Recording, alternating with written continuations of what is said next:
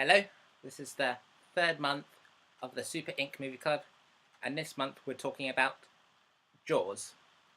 Now, I've always had a bit of a love-hate relationship with this film because I saw some documentaries before I saw this, and I know that the idea of getting hunted by a shark is actually very, very rare, and therefore an idea of a shark hunting people at a beach seemed kind of silly to me, and because I know in reality you're more likely to get struck by lightning twice than get hunted by a shark.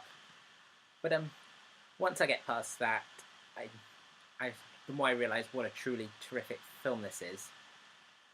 And yeah, it's not really much about the shark itself. I mean, that the shark is the main driving force behind this, but it really is about the characters, the three main characters.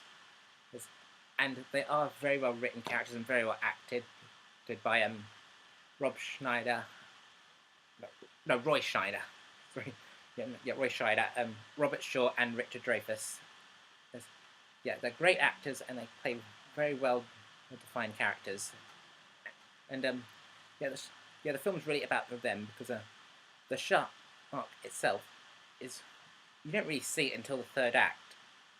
Really, you see the attacks happen, but they're shot in such a way that you don't really get to see the shark like.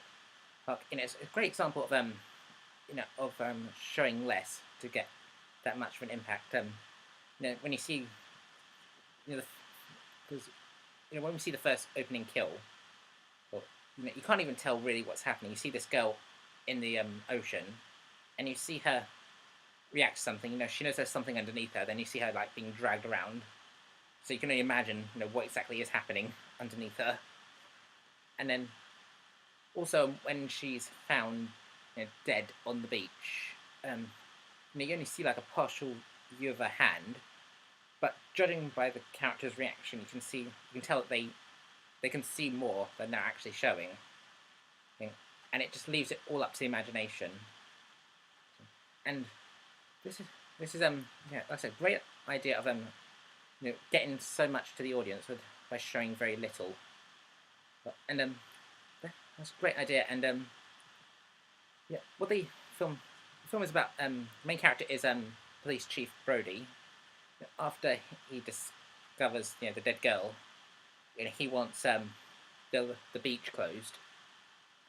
That sounds simple enough, but he's overruled by the mayor of the town because it's a summer town and the main source of income for that town is by tourists because it's in summer and set around 4th of July. By shutting down the beach, you're pretty much depriving all the local businesses of their money, and or their trade. So the mayor decides, we're not going to close this beach down, and then another incident happens. And it gets the whole town in a panic, and there's a lot of bit of almost like a conspiracy, because obviously there are people who want the beaches closed. The local business owners don't want the beach closed.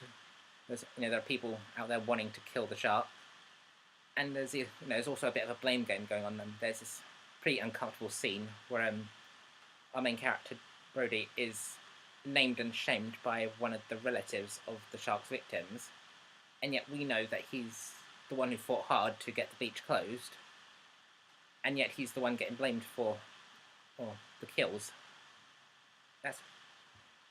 And even then, you can even understand why the mayor's position. I mean, even though he's not a likable character, you can tell why he chose to keep the beach open, even though he is ignorant. But if whatever decision he would have made, he still would have been the bad guy to anyone, and he was in a lose-lose situation. And that's what I appreciate. It appreciates it has all the, every character is, shaded grey. There is no black and white bad guy, well, except the shark. But I'm talking about the human characters. They're all black. They're all shades of grey.